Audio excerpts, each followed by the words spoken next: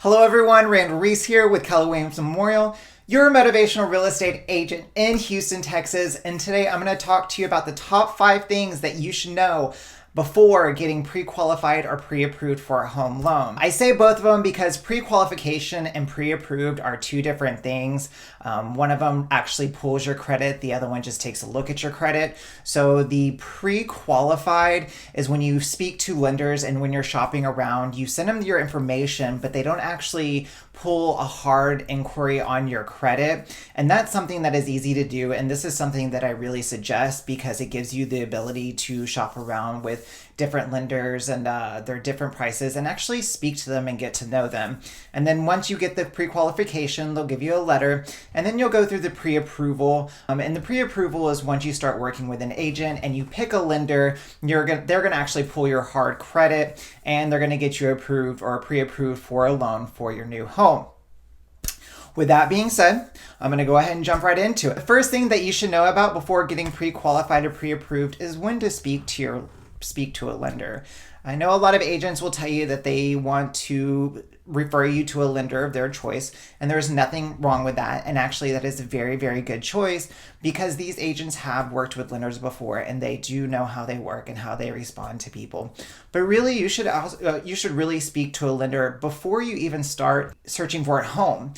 Just because you may get pre-qualified or pre-approved for a loan amount and you start looking at homes that are way out of your budget. So there's no point of getting attached to a home that really won't fit in your budget. So before you even start looking at homes, you should speak to a lender and see how much you'll get pre-qualified for. The second thing that you should know before getting pre-qualified is finding a lender that fits your needs. A lot of people will look for a lender that has the best rates, but that's not always what you're looking for because they may have the best rates, but they may have a higher closing cost. So it's really smart to shop around with different lenders. You have online lenders, big bank lenders, credit unions, you have local mortgage brokers, and they're all very good lenders to start out with. And when you speak to these lenders, you might actually have a connection with one of these lenders that you like better than the other one.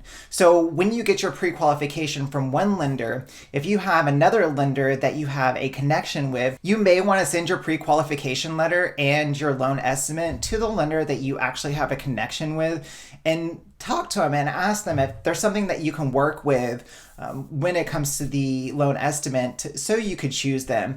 And this tells them that you really like this lender and they will be willing to work with you on getting the loan at least close to the estimate that you got from one of the other lenders. So just shop around for lenders. Don't pick too many lenders because it gets too confusing at times and you have too much going on. So usually stick to about 4 or 5, the ones that I listed, and you'll be good to go. The third thing I've already touched on is picking the lender with the lowest rate.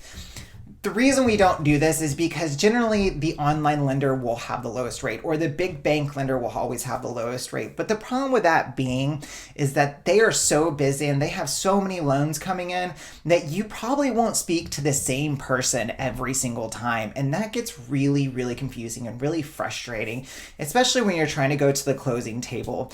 So when you speak to these lenders, you really need to ask the right questions on how your communication is. Who will I be speaking with? Will it be sent to someone else? Whenever you're buying a loan, you have enough stress to deal with, and your lender shouldn't be adding to the stress. They should actually be helping you out. So having that connection with lender will be an A+. The fourth thing that you should know is when you speak to a lender, and this is more pre-approval, they should give you different loan scenarios. A lot of lenders will only give you 1 or 2 saying, hey, you got pre-approved for an FHA loan. Well, you really want to know what your option would be if you had an FHA loan, down payment assistance, if you are VA, if you can get a VA loan and a conventional loan, because one loan may work better for you than another loan, especially with how much money you have in savings, if you're going to do a down payment assistance program. Last but not least, the fifth thing that you should know before getting pre-qualified and pre-approved is speak to a real estate agent. They are a wealth of information. We've been there, we've done that. We know how to make things run smoothly because we want it to run smoothly as well. I hope you enjoyed the top 5 things that you should know about before getting pre-qualified or pre-approved.